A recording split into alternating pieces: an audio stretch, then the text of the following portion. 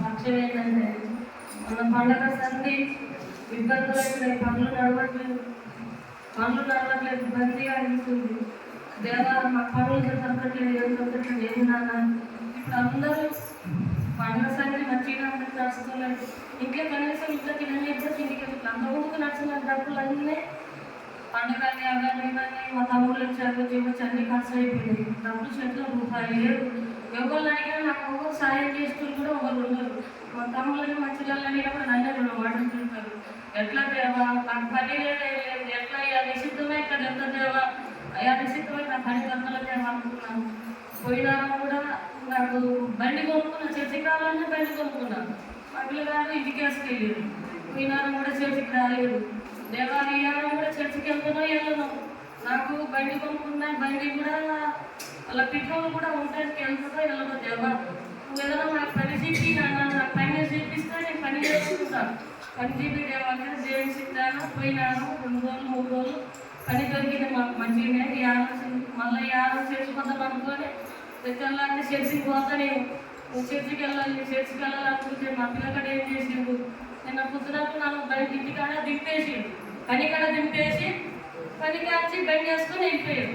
అది ఎక్కడికి వెళ్ళిపోయాడో ఏమో నాకేం చెప్పకుండా వెళ్ళిపోయాడు. ఎవరు నాకు ఫోన్లు ఖరాబ్ అయిపోయాయి. ఫోన్లు కూడా ఖరాబ్ అయినాయి. దేవా ఎక్కడికి పోయినా ఏమో పొద్దునాటి చర్చికి వెళ్ళాలి. ఎట్లా వెళ్ళాలి నేను అనుకొని మా ఇంటి ఓనర్ దగ్గర సార్ బండి రాదు సార్, నేను చర్చికి వెళ్ళి వస్తా, నాకు చర్చికి పోయి ఇబ్బంది అయిపోయింది, బండి రాసాలంటే లేదా మా అమ్మాయి వెళ్తారంతా అమ్మాయి కావాలన్నా బండి లేదమ్మా అన్నదా సార్. ఎట్లా దేవా నేను చర్చికి ఇవ్వాలి కూడా వెళ్ళనా, ఎట్లా అయ్యేదని అనుకొని అర్థం చేసుకుంటా. నైట్ అయితే బాగా మోకాలు నొప్పి వేసి బాగా కాళ్ళ నొప్పుతో పైకి కిందికి బిల్లింగ్ ఎక్కి దిగితే నాకు కాళ్ళ నొప్పి లేచి బాగా నొప్పి చేసింది. మోకాలు లేవనివ్వకుంటుంది. అసలు నా కాళ్ళు లేదన్నా కూడా లేదని లేదు. దేవా అయ్యా నా నిషిద్ధమైంది ఇదంతా పెక్కువ అయ్యా, నిషిద్ధంతో నా కాళ్ళు తెల్లారసారికి మంచి నడవాలి నేను. అయ్యా నాకు నేను నిషిద్ధమైతే అది ఎంతగా దేవా నిషిద్ధంతో తెల్లారసా నా నొప్పి అంతా తీసేయాలి దేవా అనుకొని నైట్ ప్రార్థన చేసుకుని పండుకొని తెల్లారి తాళాలు చేసుకొని మా బుజ్జి మీద తయారయ్యాను. పిల్లగానికి ఫోన్ చేయడమన్నా ఫోన్ లేదు నా దగ్గర. ఎవరికైనా ఫోన్ చేయడమన్నా కూడా మా చెల్లెలకు మా తమ్ములకు ఫోన్ చేయడమన్నా కూడా ఫోన్ లేదు నా దగ్గరికి. ఎట్లా పోవాలి? మా చెల్లెకాడికి పోయి బాగా విన్నా పోదాం అనుకున్నా. మా చెల్లెలు అల్లుందరికి డాగా విన్నా పోదాం అనుకున్నా.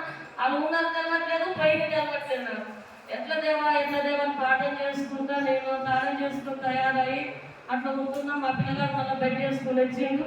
ఆ ఇంటికాడ బండి చేసుకుని వచ్చి ఆ ఇంటికాడ బండి పెట్టి సపోర్ట్ పెట్టి ఇంట్లో కూర్చొని ఉన్నాడు.